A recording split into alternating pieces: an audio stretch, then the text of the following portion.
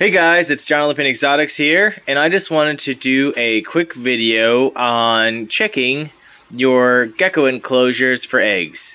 As you can see, this is a full-grown female Leachianus Gecko. She was actually produced by me in 2018.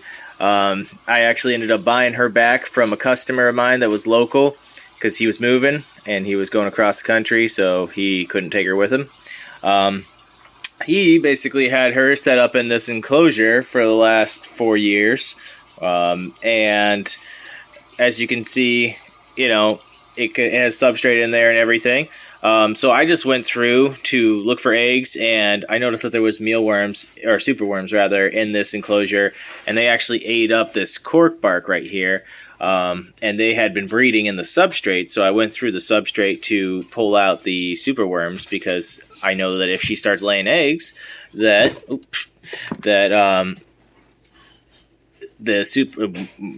superworms will eat the eggs. So while I was going through that, I actually found a ton of eggs. So she's been laying eggs for a good while now. But I just wanted to make a quick video reminding people that Leachianus geckos can actually be parthenogenic, which means that even if they don't have a male in the enclosure, those eggs can still hatch and you can still get healthy babies from those eggs. But let me show you all the eggs that she laid. So we'll put her down in the substrate. Just stay there. Okay.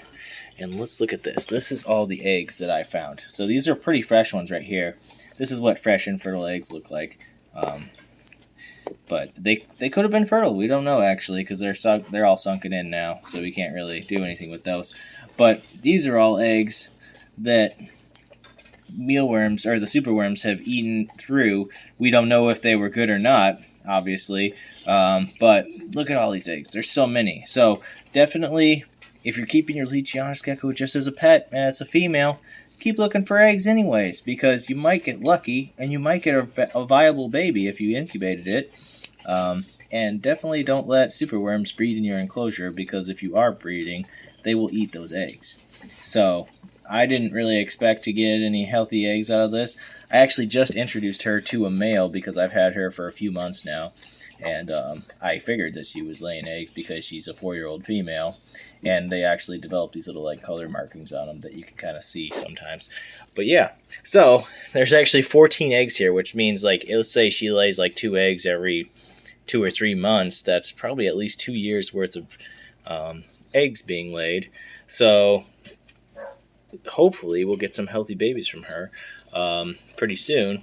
But yeah, I just went through. There were some isopods in here too. I haven't really found isopods, most isopods anyways, to cause too many issues with eating up the eggs or anything, especially if you're actually checking consistently.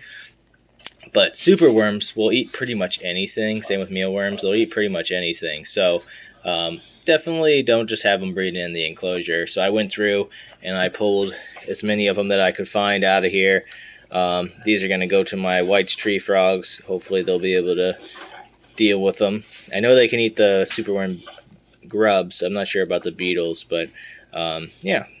So they'll go to good use. And but yeah, that's pretty much what I was going to touch base on.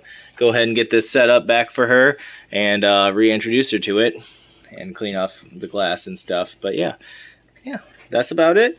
Hope you guys learned something. Hope you guys can apply that to your own keeping. I know crested geckos, I haven't heard of crested geckos or gargoyles or anything like that laying parthenogenic eggs, but I know leechies have, because I've actually hatched parthenogenic eggs before. So definitely a thing that you should keep your eye out for. And check out OlympianExotics.com for what we currently have available. I have a few leechies up there, and none of them from this specific girl, but actually some of them could be this one's half-sister, because I still have the parents that produced this one. So yeah, hope you guys enjoyed watching. Have a great day.